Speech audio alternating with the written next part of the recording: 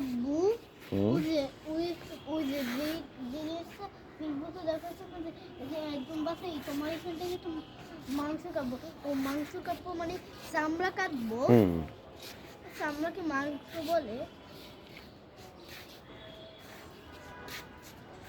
বাস্তবে আমার অনেক সাহসী ছিল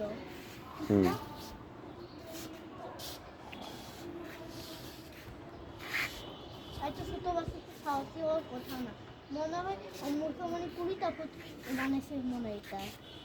মনে হয় তো সাহসী থাকতো না